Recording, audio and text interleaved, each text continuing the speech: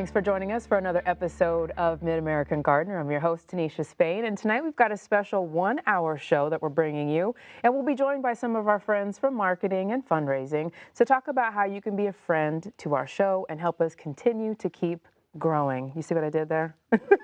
Joining me in the studio are two of our panelists who are going to answer your questions and teach us a little bit about gardening today. We've got Phil and Kay in the house, but let's have them introduce themselves and tell you a little bit more about their specialty. So Phil, we'll start with you. Hi, I'm Phil Nixon. I'm a retired entomologist with the University of Illinois Extension. Entomologist means I'm a bug expert, so if it crawls with at least 6 legs, I usually know a little bit about it, and be glad to answer those types of questions. Awesome. All right, Kay. Okay, I'm Kay Carnes. I'm a Champaign County Master Gardener, and my areas are herbs and vegetables and gardening in general. A generalist, right? All right. Okay, so let's get in and start talking about some of the goodies that you guys have brought. So we're getting into spring, not quite there yet, but I have seen a couple of insects. So Well, yeah. I think we're getting there, right? I always say that insects and flowers are a better harbinger of spring than robins are. So Interesting. because robins stay in this area year round, so a few of them. So you can find a robin in the middle of a snowstorm in January, but you're not going to find spring insects. That's stupid. At least not here, right? Not that. Not So here. which ones can we expect to see first? Which ones wake up first? Let's just get prepared. Well, one of the things that we tend to see a lot are dance flies, which is kind of a first bug I want to talk about, and they are they're going to come out. Their larvae are going to be feeding. Primarily, they're predatory on other small critters that feed on decaying organic material, and so they are more numerous when we have damp springs and so on. And most insects don't develop at temperatures below 50 degrees Fahrenheit. And so things have to warm up a little bit and get to going to where some average temperatures are approaching that level. And then things will start to develop, grow, and in this case with the larvae, which are kind of like little white maggots, about 1/4 of an inch long, that are really nondescript or clear. Actually, a lot of them are kind of clearish looking. And they're down in debris, and they're going to pupate, form cocoons, and then come out as adult flies. And the adult flies have a very interesting habit in that they tend to fly in swarms. And most of us will associate large swarms of hovering gnats, we would call them, in the spring, and those are actually called, most of them are almost all of them are usually dance flies. Dance flies. I'll have to remember that now. And these swarms are really quite large. They're typically a couple feet across and 3 or 4 feet elongated top to bottom, and they will form just a cloud, and they tend to show up in the morning or in the evening. They like to be out because the larvae like damp conditions, so do the adults to a certain extent. The interesting thing about these is that there's a real purpose for those in their life cycle, in that these are mating swarms. And depending on the species, the dance flies are in the family Empidae, Empidae, and again, the adult flies are primarily predatory on other insects. But when they're forming these swarms, depending on the species, they may be all males, they may be all females, they may be a mixture of males and females. But it is kind of the idea of I'm out here and I'm strutting my stuff. I'm looking for the opposite sex, and so obviously and these flies are only about 3 or 4 millimeters long, 1/8 of an inch, something like that. And so, one little fly like that flying around, he may think he's barely something, notice it. but when you got a couple thousand of them, that's something that the ladies notice. And those swarms, yes, they will. Those swarms, they just move so beautifully sometimes. Right. I don't mind watching them from afar, but you know, when you get stuck in the middle of one, Oh you're just yeah, kind they're of just all over you. swatting and swinging for your life. And of course, I'm usually doing this to see if I can Get some. see what ones look like, what they are for sure. And usually you can catch one or two doing that. Now, just is because this a dance? this is essentially what they look like when they, if you really got Thank under God a not to microscope. scale. Yeah, this is obviously not to scale. Otherwise, you'd be knocked over and senseless when one of these hit you. But they are, you know, they've got two wings like typical flies, and relatively long legs. In fact, one of the closer allied families is called the long-legged flies. Fairly short antennae and a mouth part which looks like kind of like a little spike, but and that's to jab into their prey a little bit easier. They feed on other insects, and they have these long, slender abdomens. They're variously black or brown in various shades of color. But the things that you normally notice when they're in a swarm are these wings, because the wings, as they're flying, of course, they're moving all the time, kind of in a circular motion as the way insects fly, and these will reflect the light, and they're commonly out when there is a little bit of light and some sunlight, and these things will just flash the light back associated with it. And so when you figure that probably half or three quarters of them are at the wrong angle to flash the light directly to you, that means, although it looks like there's a bunch, there's probably 3 or 4 times as many as you're actually seeing. Oh gosh. And so, and it's interesting in that, you know, not only do they, and they have various mating habits. We're going to get into sex a little bit here. Okay. Fly sex is good sex. Fly sex, At any rate, the males will, if a female is ready to mate, you know, with some species, they will just fly into the mass, and it's The potluck. female will just fly into the swarm? Yeah, swarm into the swarm. Holy cow, And, you know, okay. here I am, I'm ready, have at it. And so one gets lucky, you know. And, but more commonly with most of these, because these are predatory, what they will do is that they will carry they'll capture an insect, a very small insect of some sort, and carry those along with them and have them they're hanging in their legs. Wow. And so the females will kind of pick and choose and say, hey, you know, you got a nice juicy fly over there. You must be a good good Hunter-gatherer. hunter-gatherer. Oh, Exactly. they're Yeah, you know, strategizing and they're everything. strategizing, exactly. See, I've learned so much about these swarms that we just thought were swarms. They're There's swarms. so much going on in there. And this is just half of it. Wow. Because not only, and of course, then when she's eating the prey, he's mating. Ah. You know, it's kind of like the old bait and switch. Anyway, huh? yeah, exactly. Yeah, bait and switch big time. But anyway, and then there are other groups, other genera that have figured out that, you know, they wrap the prey in silk, so that it takes longer for her to eat.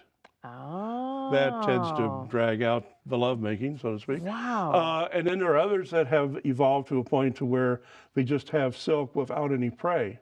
And so it's how flashy my little ball of silk is how attractive they Interesting. are. We're never going to look at those swarms the same again. And of course, this has absolutely no relationship to St. Valentine's Day, where guys take ladies out for dinner, Yes, yes, give them just little bits of food and chocolates. yes, yes. Or just something flashy like flowers Yes. and a card. Nothing related at all to Nothing this. related. Nothing related at all to this. We didn't learn anything from at all like insects. that. Okay. Too funny. I like that. All right, so we all learned something today about swarms and the mating. Oh, and by the way, they don't bite people. They're just Good. interested in feeding on other insects and other small critters. So Okay. they're really, but they are kind of a harbinger of spring. You'll see these out Now on we'll all some be of the first looking leaves. for Yes. We'll be looking for the swarms. The And more of them, bounce-chicka the wow-wow more, the damper it swarms. is, the more rain we have, that sort of thing. Okay. Well, it's going to be hard to switch topics from here. But Kay, I gonna be wanted a to tough ask act to you. follow. We had someone ask, what are some nice perennials that will grow well in shady areas? We always talk about hostas. Hostas are a good one. Do you have any other recommendations for shady spots or things that have worked well for you? Now we have to all cool down from the swarms talk. other than hostas, and it's slipped my mind right now, but Violets? yeah, well, violets grow anywhere. You Yeah. have the Yeah, little that's a good one. Violet. ones, Periwinkle? Okay. crocuses. Okay. Yeah, will be a good shade, but they don't last long. You know, they're blooming now. They just come up in the grass and they're blooming now. But that's Columbines? mm, yeah, columbine will They're grow. kind of an in- edge area, sort of. Yeah, yeah, they'll You do. have shady spots in your yard? Oh, yeah. What do you got? We work hard what's on in that. those? Okay, well, tell us. Well, in the early spring, you'll get a lot of bluebells in shady areas, Yes, which are a yes. native wildflower and very spectacular. And of course you'll get all of the spring wildflowers in shady areas that are kind of with the idea that, you know, before the leaves are on the trees, the sun's coming down, and I'm going to take advantage of that. I'm going to get up, I'm going to grow up, I'm going to bloom, and then I'm going to die out for the rest of the summer, and we'll see you next spring. Yeah. And so you'll get things like the trilliums of various types, and the crocuses that are I don't think native, but still fit the same role. The various types of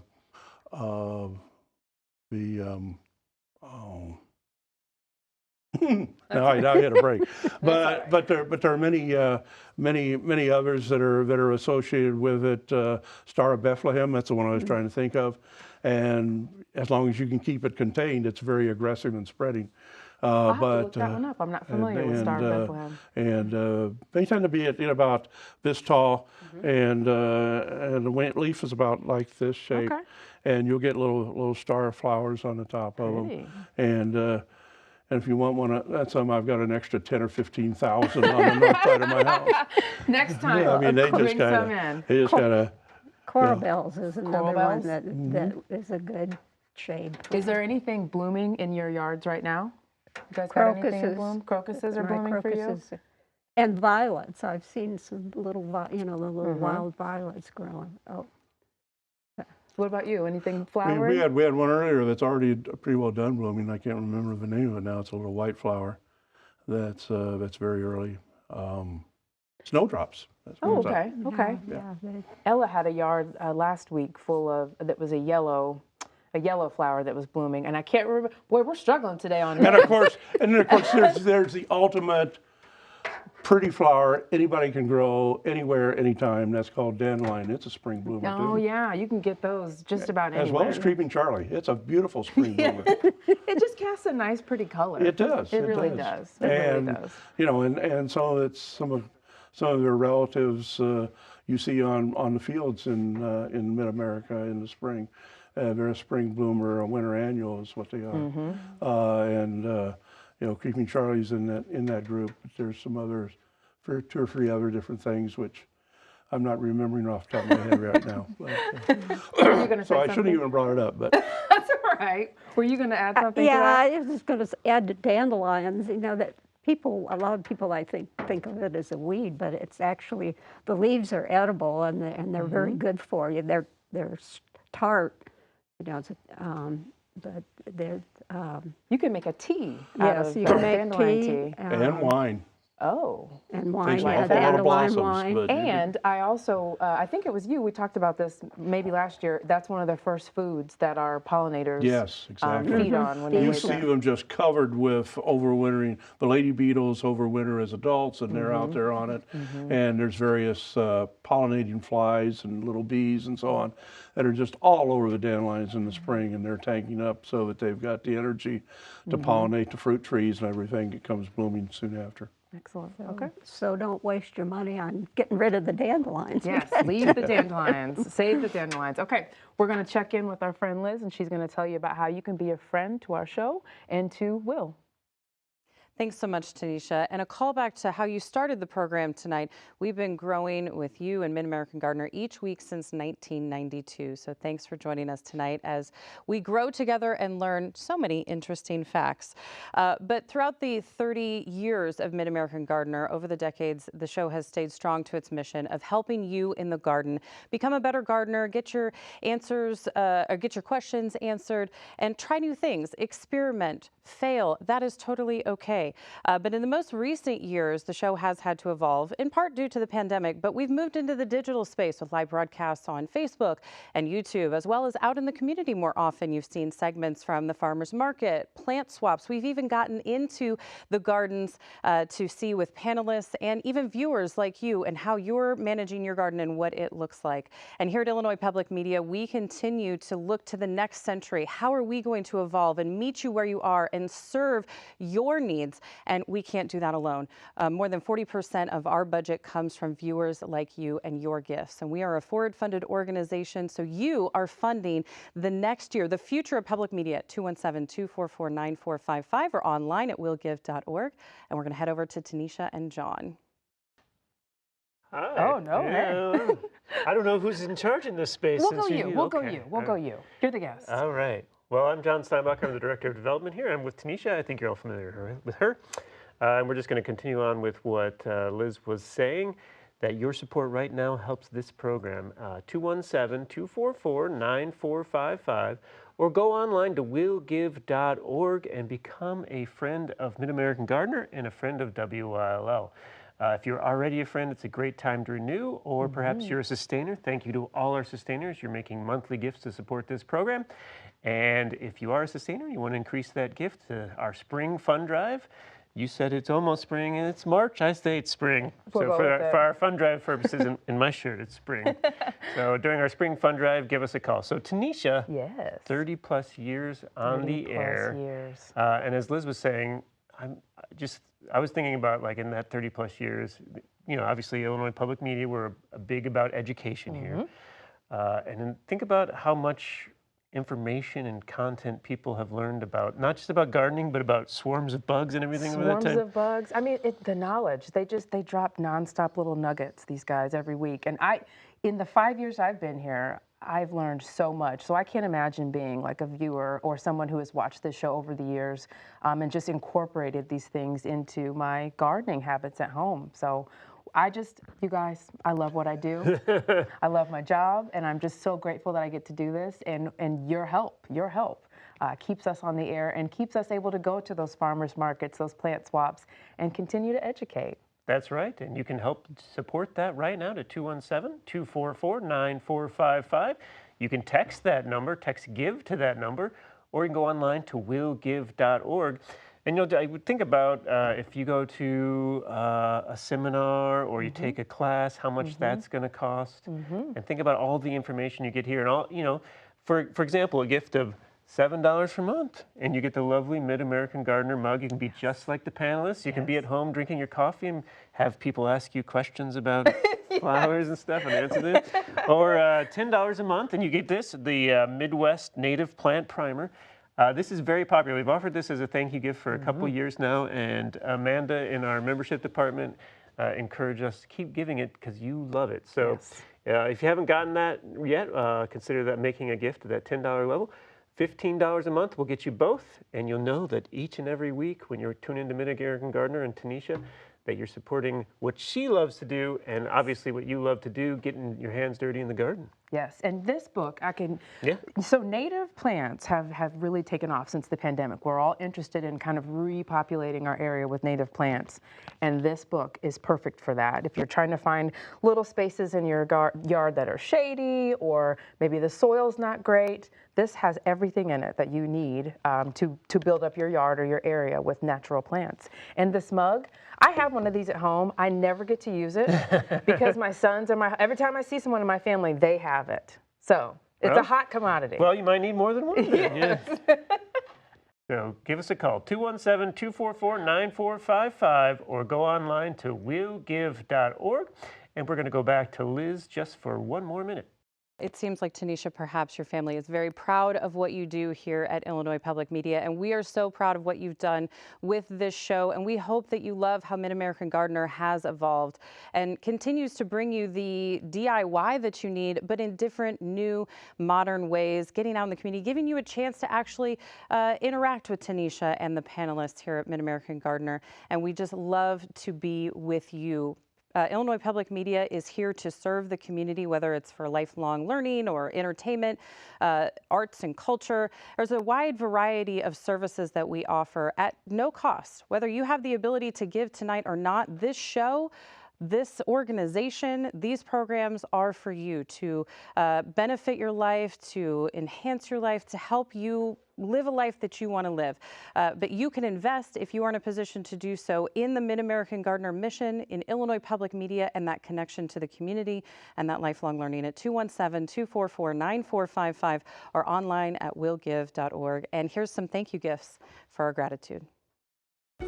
With your ongoing monthly gift of $7 or one-time gift of $84, we'll say thank you by sending you our special Mid-American Gardener mug, perfect for drinking coffee in the morning while you plan your day gardening. With your ongoing monthly gift of $10 or one-time gift of $120, you can select the Midwest Native Plant Primer, 225 plants for an earth-friendly garden by Alan Brenhagen. It's everything you need to know to create a beautiful and beneficial Midwest garden. With your ongoing monthly gift of $15 or one-time gift of $180, you can select the mug and the Midwest Plant Primer, the perfect combination to help jumpstart you and your garden this spring. And those are some really great gifts, either for you or for the gardener in your life. So now we've moved to the brick wall set, where I am going to be the student, Kay is going to be the teacher, and my peppers are going to be amazing this year. So just to let you know, I did wash everything out. We're supposed to wash with a nice clean solution, a little 1-part bleach. I did all that at home, so just trust me, this is TV magic. I also went ahead and filled in these little, what are we calling these? Things. Filled these in with some cell packs. Thank you. Thank you, Phil. Filled these up with seed starting mix, just a pre-made one here. And so now Kay is going to walk me through how to successfully start some peppers. Okay. Well, Tanisha's already started. She got the potting mix in the packs, and so when you put your seed in, you want to put it, and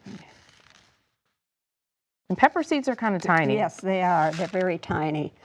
And you want them, any seed, to be to a depth about 2 or 3 times the depth or the size of the seed. Okay. So these are really small, so they Really don't need to small. go down very far. So Now, how many seeds do you put in a cell?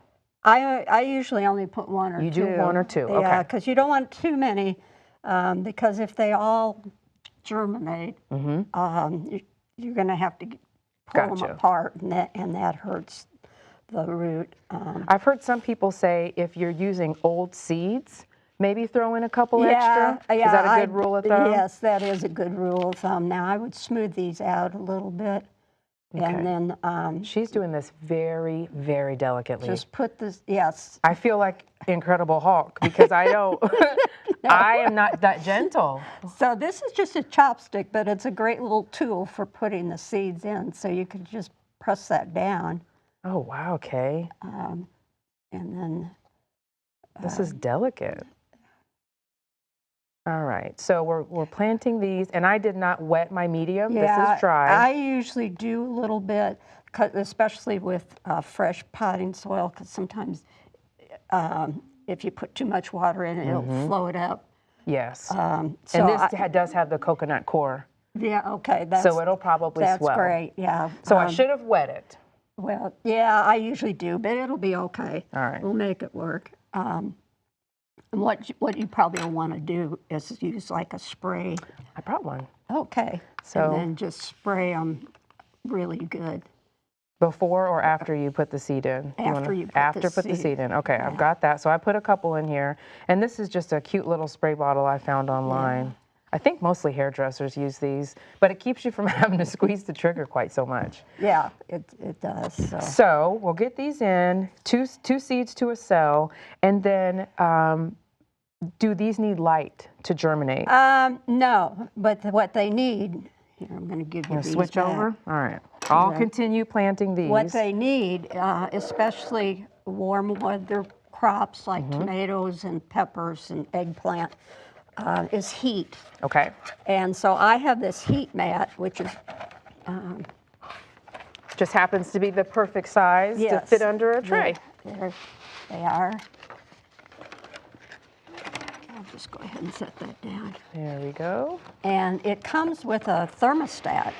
Oh, you've got a fancy So- one. Okay. Yeah, these are fancy ones. If I can get this all on. So the heat mat plugs into the thermostat. There's somewhere, here we go. Let's see, that's the heat mat. So that plugs in. Ah, okay. And then this, Does it have a timer on it as well? Yeah. wow. That No, is it nice. doesn't. But it's got a little thing you stick in, and that'll monitor the temperature of the soil. Very nice. It's not wanting to stay because the soil's not. And you can set this for different temperatures. Okay. And then this plugs into your wall socket. And I'm sure we can find a guide or something online of the temperature, or is there a kind of default temperature that you use for your seeds? Yeah, I'm not sure what I've got this set up for. Well, you've But done the work for us. We can look that part up. You just want the soil to be, you don't want it to be real hot, but it needs to be warm Needs and to it be needs warm. consistency. Now something, a cool weather seed like broccoli, which I've got going now and chard, that's not an important thing, the heat temperature. Okay. But for hot weather crops, it They really need that helps warmth. them. And then I also have a grow light. Once they get germinate and start growing, then you want to keep. That's when you want to put light on them. Once they germinate. And is there anything about the height of the light or how close it needs to be? Because I've heard you guys talk a lot about people's seedlings getting leggy because they're reaching, Yeah. because the light's up too high. So Right. how close? Well, I usually start out, maybe a few inches, 6 inches or so above. And as the plant grows and gets taller, then you can raise that. The grow light I have, you can adjust it to different heights. Gotcha. Another question I have is moisture. I know that's important too. And I realized on a couple of shows ago, I realized I was doing something wrong. I was leaving this on Oh, okay. and until the plants were too tall for it, but you don't need this. No, you don't really need So it. let's talk about that. How long do you need this? I don't use this at all. You don't use it at all? No, Okay. I don't use them at all. Okay. I just, you can kind of tell when the soil's drying out. So you trust yourself to keep the soil evenly moist. Yes. Ooh. I don't know if I can do that. I would worry, well, if you watch it, it's probably okay, but it might get too wet and get mold in it. Yes. If it doesn't, and because they need some air circulation. Okay. Okay. Well, I think, and I can't remember which panelist it was, so forgive me, but I think it may have been Ella, but she says once they germinate, she takes the lid off because she doesn't want the dampening off or the mold to build up in there. But you don't use them at all. And I don't know, I don't use them at all, because with the heating mat and the grow light, they're fine. I don't turn the grow light on until they emerge. Okay. That gives folks a little, there's no one way to do anything. And That's there's- the beauty of gardening. It is, and everybody does things a little bit differently.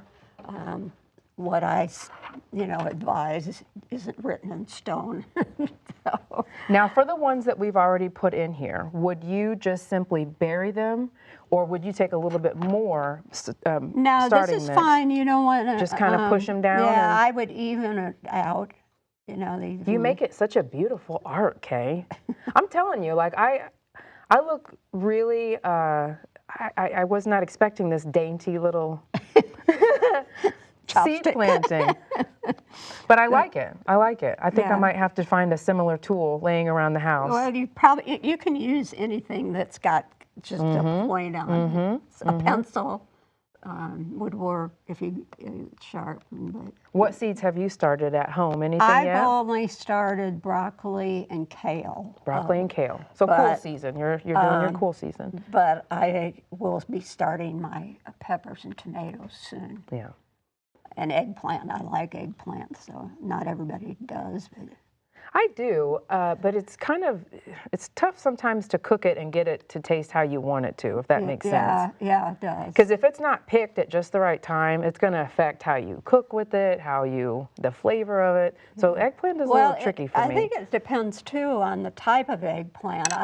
There's some that are long, and kind of about this big around, and I grew them last year, and they were great. Okay. I really liked them a lot. So Are you growing that same kind this year? probably, Yeah. yeah. I very don't, nice. you know, I'm not a huge eggplant person, but those worked really well, and you could slice them and stir fry them with other vegetables. And, I really like them a lot. So if both of these seeds, because we put 2 seeds in each cell, if both germinate, is it okay to leave them together, or would you still try to separate the 2? I would separate them when they're fairly young. Okay. Don't wait till they're really big, because the longer you leave them together, the more the roots are going to get entwined with each other. That's true. And when they're not very, I would say, when they have maybe a set or 2 of the real leaves, then I would take them out. I usually use like a plastic spoon or something and get in under and lift them, and then gently just pull them Kind of apart. tease them apart. And then put them in their own. You can put them back in a bigger cell like this, or you can put them in little pots. I keep all of my nursery pots just for this reason. My husband loves it. There's a huge stack of them from the floor to the ceiling in the garage. Yes, I have a small greenhouse, and that's full of So, of all kinds. do these have to be hardened off before we transplant? Let's talk a little bit about that. Well, it would depend on the temperature. If it's warm, if it's like in May when it's really warming up, they would be okay. But it wouldn't hurt to, put them out for a few days and then bring them in at night until they get adjusted. And kind of keep them out of do you keep them out of the sunlight that first couple days, put them in a shady spot? No. Or with peppers, would you just put them right out there? And I put them out, but you want to make sure that they don't get too hot. okay, But I just stick them. just go for it, huh? Any other tips as far as, is there anything else that you do from this step to the garden? Do you feed them while they're in these cells? Is there anything else we're missing that would help us be successful? I water them, but not. You got to be careful not to overwater them, and that's easy to do. And sometimes I usually will moisten the soil before I put the seeds in, because if you put too much water in, that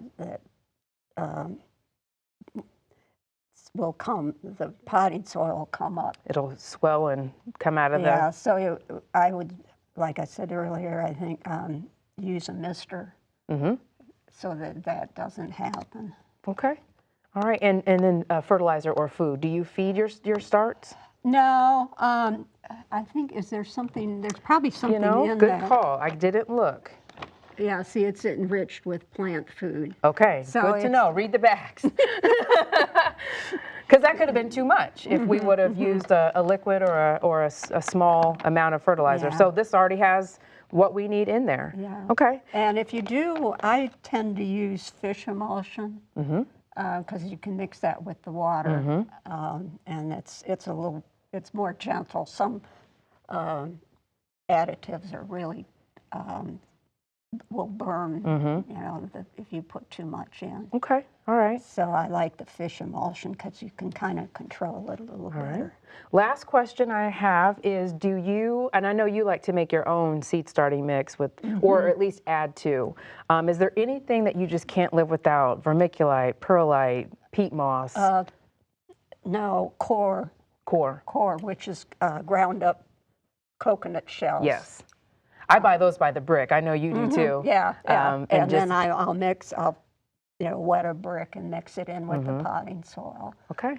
That helps keep the, you know, things even and Okay. moisture. So.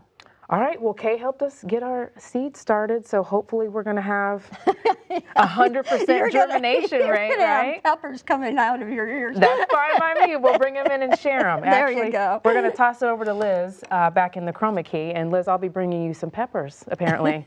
Hopefully. Someday. I will happily take all the peppers you got, Tanisha, because I can't grow a thing, even though I've been, you know, around you all. It just doesn't seem to be osmosis. But I do love watching you in your new demo space and learning how it is that gardeners from start to finish make the food that we eat or the beautiful flowers. Actually, what Tanisha and her team do here each and every week is a bedrock of that WILO mission back in 1922, lifelong learning. That actually was what went on to be the mission of public media as a whole, because it's never too late to start something new. I need to remind myself that you're going to fail. That's okay. I love that Tanisha is okay with us stumbling along the way, because it's all about continuing to learn. You're never going to know everything. Even if you've been a gardener for years and you've been a Mid-American Gardener viewer for years, you're still going to continue to learn something new here with this program, which is what makes it so special and what we hope that you'll support. So if you're in a position to give a larger gift tonight, just sit there, contemplate, think about it. What has Mid-American Gardener meant to you over the years? Whether you've been watching this whole 30 years long, or you just found us during the pandemic, or somewhere in between, I'm sure you've gotten a lot of value over through what Tanisha and the team provide. So put a dollar amount on it, and we'd love to hear from you. 244-9455 or online at willgive.org. And back to John and Tanisha. All right, well, thanks, Liz. I'm John Steinbacher. I'm back with Tanisha. And we are again asking for your support today during our Spring Fund Drive to help support this program and so many more. We talked about the educational aspects. We obviously have Nature and Nova and great documentaries, but also when you support today, you're also supporting great kids programming, so you learn a lot. And beep-a-de-deep-a-de-deep, breaking news. Breaking news open. We are going to send everyone who makes a gift in any amount tonight a bag of red pepper seeds. So that's So you a can little grow your extra incentive. own. So in addition to these gifts, you can get your own. Yeah, learn your But own. only if John learns how to grow peppers on television. I didn't sign up for this. Were you watching during the... Of course I was. All right, so now you have to put it to the test. And Kay even let us borrow her special See, I'm not very dainty. So. chopstick. Well, you're going to have to be dainty. Okay, so here we go. Okay. You're going to, So I want- while you're talking, because now I'm testing your ability to multitask. My understanding is I'm just supposed to put one or two in each thing, but this is a large thing, so you've really thrown me for a loop here. Sprinkle. Okay, sprinkle. Now, oh, wonderful. Look at you. Did we moisten the soil? Oh, you were watching. You were watching. Very good. I think you have a future. And see, hoping now we're my- going to spray these down. Okay. And in no time, you're going to have, And we're then going I to have do that, peppers right? all, I'm yeah, supposed to press it down. Okay, all right. Okay, he's doing good, Kay. Two to three the distance, There you the size, go. and these There are you go. tiny. They are very tiny. They're going to be delicious by the They time are going we're... to be delicious. Okay, look at you. So now we need to warm it. Good job. Yeah, I know. How Talk are you about so educate- surprised that I watched the show? I cannot believe you were paying attention that closely. You know it. Way to go. And if you were paying attention closely, you know that tonight your gift will help support this station and Mid-American Gardener and all the great panelists we have. So we're hoping that you'll make a gift, and my demonstration, me putting myself out there for everything, will help inspire you to give. You can do that right now at 217-244-9455 or go online to willgive.org.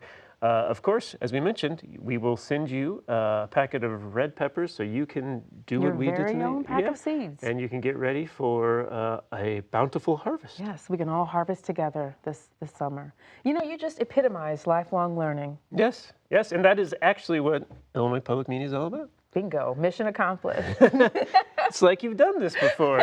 But in all seriousness, this station is here because of you, because of the viewers who have donated throughout the years.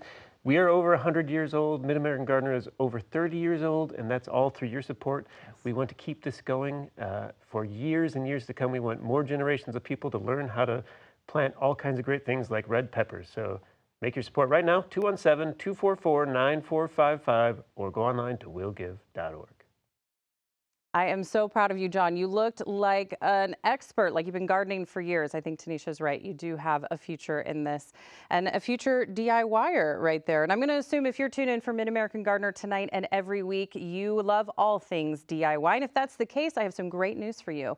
As a member benefit, so your gift of $5 a month or annually $60, you're going to get your WILL Passport, which unlocks so many great bingeable programs through the PBS app, which includes a lot of the DIY favorites from the kitchen, the gardening, whether you want to paint, or perhaps it's more of the entertainment, drama, British side of things. There's so many things you can pick from the PBS Passport lineup, and it's just a great member benefit. And that's wonderful, but you also know that your gift at any level is making an impact, not only for your favorite program, Mid-American Gardener, but for your community as a whole. Because as John has been mentioning, people look to us for lifelong learning, for education, for trusted news. You're going to be providing that resource with your gift today at willgive.org. With your ongoing monthly gift of $7 or one-time gift of $84, we'll say thank you by sending you our special Mid-American Gardener mug, perfect for drinking coffee in the morning while you plan your day gardening. With your ongoing monthly gift of $10 or one-time gift of $120, you can select the Midwest Native Plant Primer, 225 plants for an earth-friendly garden by Alan Brenhagen. It's everything you need to know to create a beautiful and beneficial Midwest garden. With your ongoing monthly gift of $15 or one-time gift of $180, you can select the mug and the Midwest Plant Primer, the perfect combination to help jumpstart you and your garden this spring. And those are some great gifts for yourself or the gardener in your life. Okay, we're back on the set, and Phil's got an insect. Well, kind of. Kind of. Not really a bug. Okay. This is a nightcrawler, Nightcrawler. about natural size. And nightcrawlers are another harbinger of spring or late winter, as the case may be. They're typically, adult nightcrawler will get up to about this size, which is about 6 to 8 inches. Depends how much they stretch out. The worms have a great way of moving back and forth. They are a type of earthworm, and they will come up anytime you get some wet weather and some rain and so on, particularly in the spring, less so later in the season. It's interesting in that they make holes that are about 1/4 of an inch in diameter, and sometimes there's debris around the hole, castings from the worm, and other times there aren't. But they, when they are doing this, they will expand the back end of their tail to where it will catch and hold in the burrow, and they will stretch out across the burrow. They come up to mate, and another worm will stretch out from another burrow, and they will join together at least through this wider part here called clitellum, which actually produces the cocoon for eggs. The front part of a worm has most of the internal anatomy in it. They have like 5 pulsing vessels you would call hearts. The main part of the crop and stomach are in the front part of a worm. They have nervous system runs ventrally the whole distance, and so does the circulatory system and the gut. But the main part of what's working is in the front part of a worm here, and that's also where the openings for both male and female.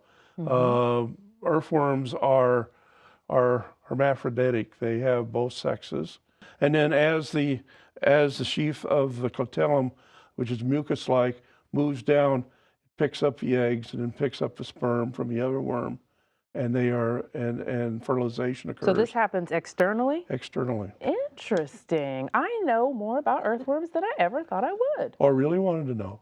But you know what? A question I've always had, do they really survive if they're cut? Or is that just an urban legend? Only one end of a worm will survive if enough of it is left on. Okay. And because, as you may have been, if you were listening, you know that the most important part of a worm is in the head. front end. Yes, So I was the front end survives if not too much of it was cut off. Got it. So in other words, if just a little bit on the back end is gone, they will regenerate the rest of it. Interesting. It depends on the species of earthworms. There are approximately 40 species of earthworms in Illinois, of which 20 are introduced, 20 are native. You know, we have a lot of introduced earthworms in the U.S., primarily because during the last glaciation, which was around 10,000 years ago or so, essentially everything that was under a mile of ice in the way of worms died out. I mean, they couldn't really fly away. They had to stay there. And so they froze out and died. And so we had all this space open for worms from Europe when settlers came over to bring worms with around the soil of their plants and things of this nature. So that was a factor associated with that. But the worms are going to come out.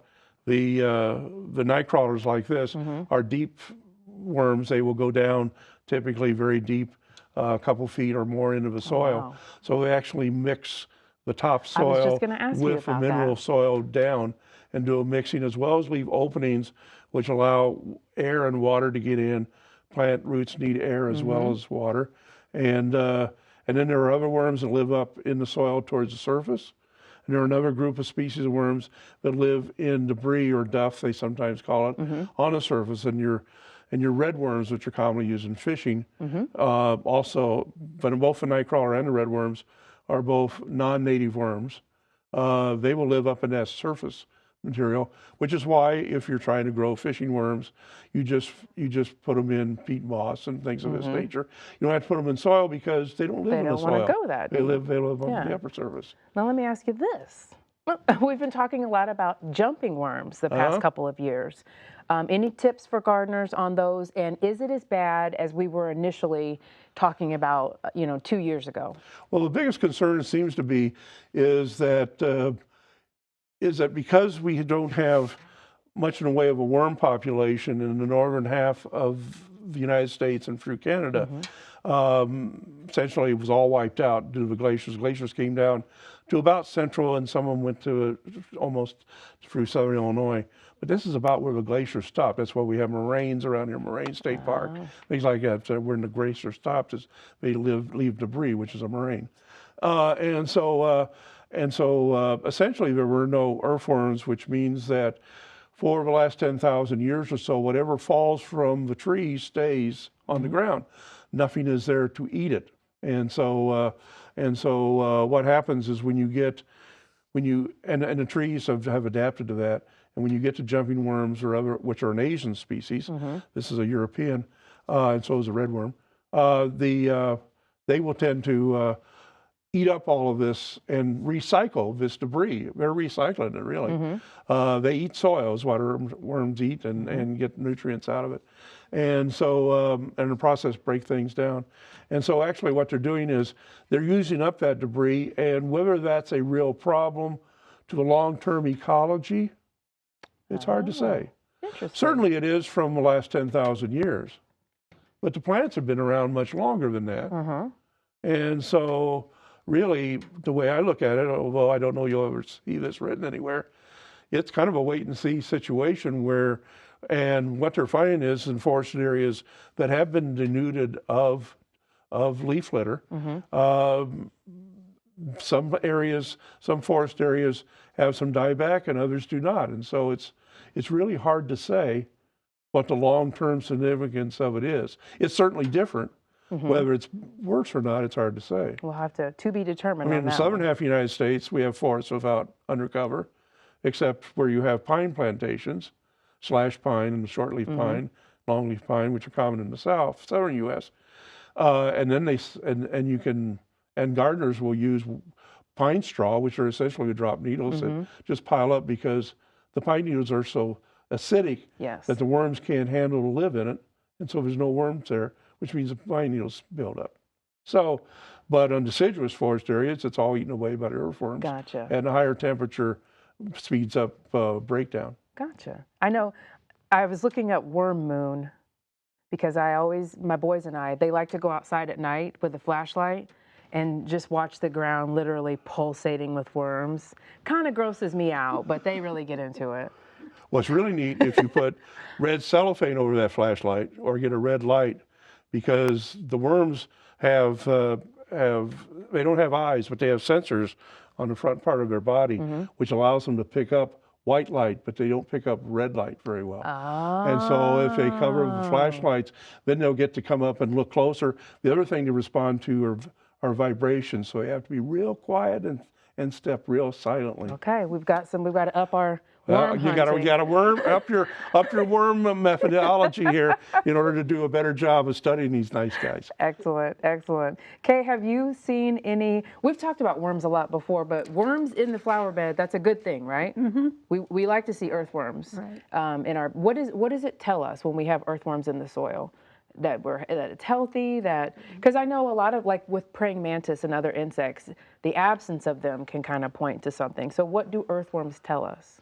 Well, that the soil gets enough moisture and Tilth? Tilth? yeah, Interesting. Soil tilth, which means that it's loose and it's arable, Yeah. that you get water comes into the soil easily and oxygen gets in. It's easy with a houseplant to understand the difference between good tilth and bad tilth. Because when you pour the water onto the top of soil and it just sits there, you have seriously bad tilth in your soil. Okay. When it goes right down in, you have nice tilth. Gotcha. Noted. But when it runs out the bottom real fast, that means you don't have real good tilth in the soil either, because you have too big openings that go straight through. You don't have enough organic matter. You want it to go down quickly. You don't want it to come out real fast at the bottom. All right. Whew. Okay. That's a definition of good tilth, right? That is. You don't want it to immediately soak through, but you also don't want it to just sit on top. Right. Just a nice, even soaking. Yeah, if you pour it down and it's running straight out the bottom, you got a serious You got problem. a problem. You got a problem. With the jumping worms, is there anything else that we still need to do as far as being, cautious about sharing plants or digging up perennials for the home gardener? The main thing is like I mentioned earlier, worms don't fly. And they don't run real fast either. and so they're primarily going to be, the jumping worms are here because of human moving them. They're moving around essentially by humans moving them. Okay. And so when you're moving plants, certainly nurseries and garden centers are very aware of this problem, and they're trying to keep that from happening to a great extent.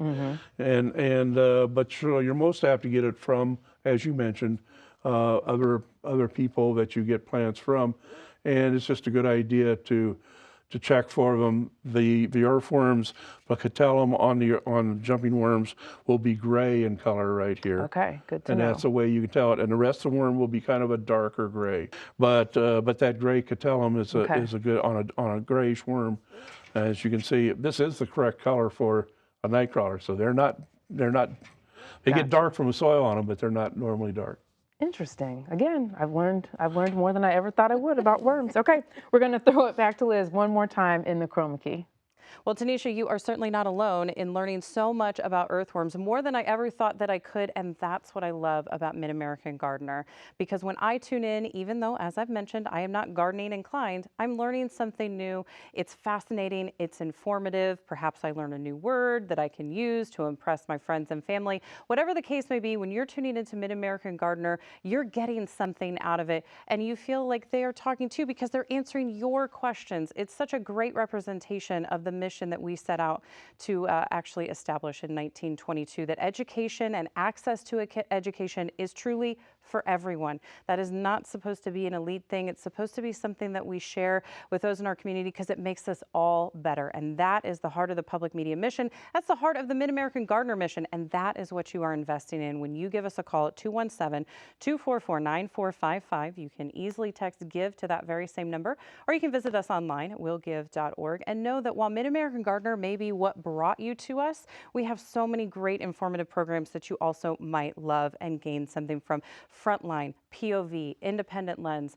Independent Lens has a great program coming up in the month of March, Hidden Letters, where women used a secret language to communicate with each other. It's a beautiful message about tradition and how you come to terms with a situation that might have oppressed you, but you used it to your advantage. It's just a beautiful story, and one that you just aren't going to get anywhere else. And public media looks to serve that void in the entertainment sphere, in the news sphere, trusted news. We have arts and culture, we have DIY, and you're supporting it all at 217-244-9455. You can text GIVE to that same number and willgive.org. But thank you so much for letting me join you during one of your favorites, Mid-American Gardener, both to you at home and Tanisha here in the studio tonight.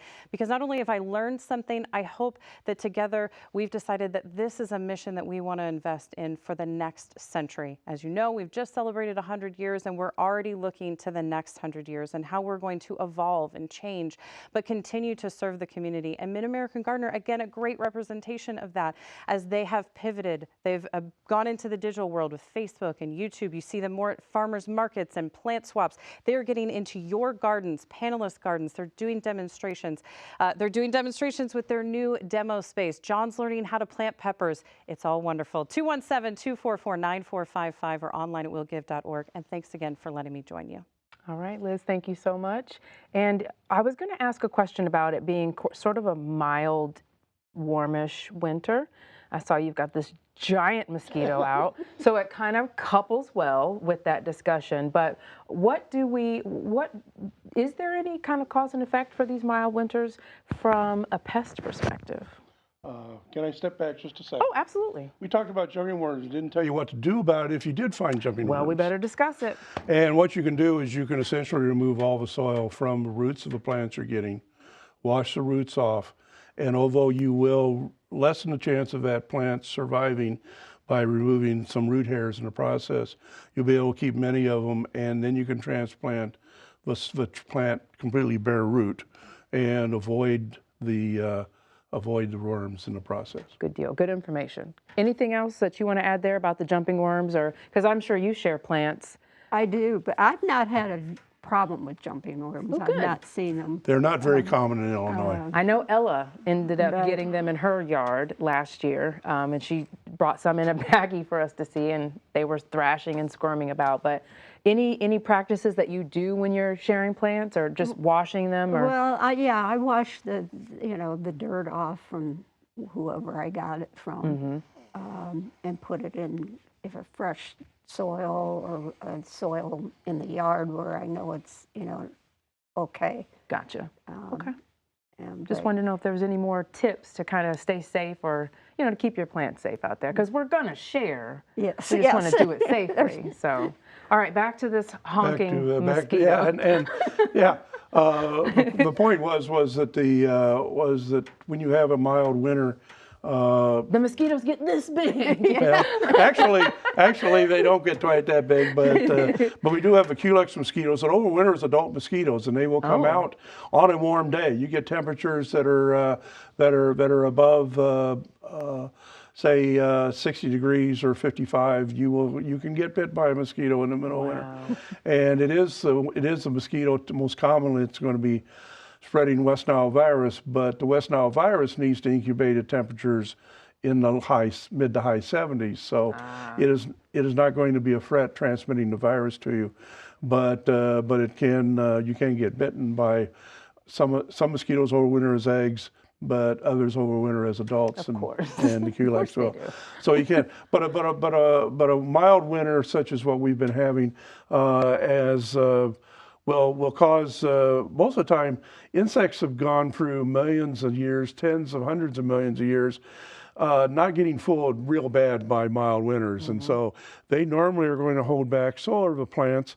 The trees and shrubs particularly, will have more than one set of buds or one or more other meristems that can activate if you want to get technical about it. And so if it loses the tips due to coming out and then getting a frost or a freeze, give it a few weeks. It may take 6 weeks or so, but those other buds will break and they will come out, and typically your plant will be fine, albeit a little bit shorter and a little bit bushier, but it'll be fine. And the same thing goes for insects. All of their eggs don't hatch at the same time. They don't have them all in the same basket.